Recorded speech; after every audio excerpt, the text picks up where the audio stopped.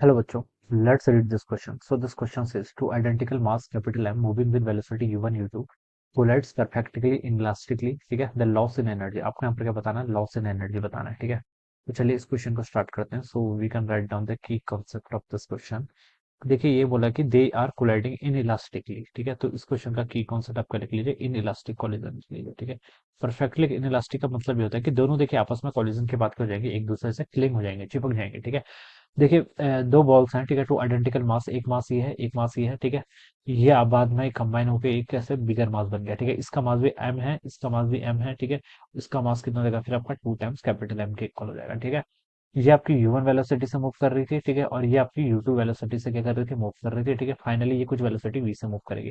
तो देखिए पहले तो आप मोमेंटम कंजर्वेशन का यूज कर लीजिए। मोमेंटम कंजर्वेशन से बता सकता हूँ मैं, आपका m times u1 initial momentum of first ball और सेकंड बॉल, ये किसके इक्वल हो जाएगा आपका 2m टाइम्स आपका v के इक्वल। तो बच्चों आप यहाँ से v निकालते हैं, v की वैल्यू देखिए बच्चों कितनी आएगी, u1 प्लस u2/2 के इक्वल हो जाएगा। कितना हो जाएगा, u1 प्लस u2/2। ठीक है, ये तो आपने क्या निकालनी है यहाँ पर से, इसकी फाइनल स्पीड निकाल दे। ठीक है, आफ्टर कॉलिजन ही इस स्पीड से मूव करेगा। ठीक है, तो ठीक है, क्या बोल रखा है हमें, लॉस इन एनर्जी बताना है। लॉस देखिए किसके इक्वल होता है, लॉस इन एनर्जी यानी कि यहाँ से आपका चेंज इन काइनेटिक एनर्जी के इक्वल होगा बेसिकली, आपका इनिशियल माइनस फाइनल के इक्वल हो जाएगा। ठीक है, इनिशियल देखिए आपकी एनर्जी कितनी थी, इनिशियल देखिए हम बता सकते हैं यहाँ पर आपका इनिशियल आप लिख लीजिए, देखिए हाफ मास एम। ठीक है, ये u1 वेलोसिटी से मूव कर रहा था, तो इसका u1 का स्क्वायर प्लस दूसरा मास जिस, ठीक है, जो आपकी यूटी वेलोसिटी से मूव कर रहा था, तो इतना हो जाएगा। ठीक है, माइनस फाइनल, फाइनल देखिए कितना हो जाएगा, हाफ, इसका टोटल मास कितना हो गया आपका 2m के इक्वल हो गया, इंटू फाइनल वेलोसिटी v से मूव कर रहा है जो कि ये है। ठीक है, तो यहाँ से पुट कर लीजिए कितना, u1 plus u2 divided by 2 का होल स्क्वायर, ये टर्म हो जाएगी यहाँ से। ठीक है,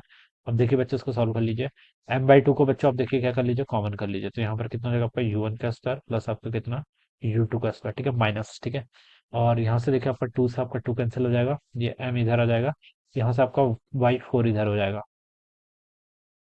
ठीक है, ये m को बच्चों आपने बाहर कॉमन ही ले लिया है ना, चलिए इसको अलग अलग कर लीजिए वरना आपको कंफ्यूजन हो जाएगा। ठीक है, यहाँ तक की टर्म आपकी ठीक थी। ठीक है, ये टर्म को मैंने यहाँ पर से सिंप्लीफाइड करके इतना लिख दिया, माइनस देखिए आप यहाँ से क्या बचेगा आपका m/4। ठीक है, और यहाँ पर क्या बचेगा u1 प्लस यू टू का होल स्क्वायर, कितना बचेगा आपका u1 प्लस यू टू का होल स्क्वायर। ठीक है, ये वैल्यू यहाँ से इतनी हो जाएगी।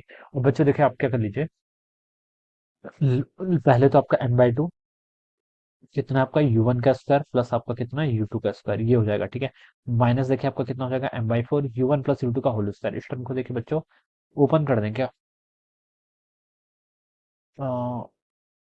u1 प्लस u2 का होल स्क्वायर है ना, तो ये हो जाएगा देखिए आपका u1 का स्क्वायर प्लस आपका u2 का स्क्वायर प्लस 2 टाइम्स आपका u1 u2। ठीक है, ये वैल्यू इतनी आएगी ओपन करके। ठीक है, ये टर्म आपके यहाँ पर कितनी जाएगी, अब बच्चों देखिए इसको सॉल्व कर लीजिए, यहाँ पर कितना आपका m/2 u1 का स्क्वायर, यहाँ से आपका m/4 u1 का स्क्वायर। ठीक है, तो इसको देखिए सॉल्व करूंगा तो मैं m/2 माइनस m/4 करूंगा। ठीक है, तो ये कितना हो जाएगा आपका m/4 u1 का स्क्वायर। ठीक है, ये वैल्यू यहाँ से इतनी आ गई। ठीक है, फिर देखिए m/2 u2 का स्क्वायर और यहाँ से कितना माइनस m/4 u2 का स्क्वायर, तो इसको भी सॉल्व करेंगे तो आपका प्लस m/4 u2 का स्क्वायर, ये टर्म यहाँ से इतना आ गया। ठीक है, और माइनस देखिए पीछे कितना बच गया आपका, ये हो जाएगा आपका m टाइम्स आपका u1 u2 डिवाइडेड बाय कितना हो जाएगा 2 हो जाएगा। ठीक है, ये वैल्यू यहाँ से इतनी आ गई। ठीक है, अब बच्चों देखिए अब आप क्या कर लीजिए ना, यहाँ से m/2 को कॉमन कर लेते हैं, कितना कर लेते हैं आपका m/2 को m/4 कॉमन कर लीजिए। चलिए m/4 देखिए क्यों कर रहा हूँ मैं अभी आता हूँ। ठीक है, यहाँ से u1 का स्क्वायर बचेगा पहली टर्म से, दूसरी टर्म से आपका u2 का स्क्वायर बच जाएगा। ठीक है, m/4 करूंगा तो मतलब यहाँ पर मैंने 4 कर दिया, तो मुझे यहाँ पर भी 2 से मल्टीप्लाई करनी पड़ेगी। ठीक है, m/4 कॉमन है तो यहाँ पर कितना बच गया आपका 2 टाइम्स u1 u2, ये टर्म बच गया। ठीक है,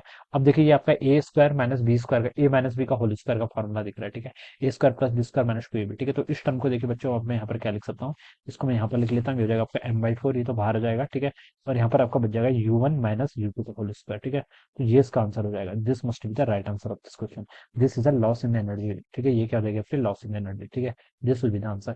तो देखिए बच्चों अगर मैं ऑप्शन में यहाँ पर मैच करूँ तो देखिए सी ऑप्शन जो गिवन कर रखा है, this will be the right answer of this question, ये हो जाएगा इस क्वेश्चन के corresponding of the right answer. So I hope you understood this concept, all the best and thank you so much.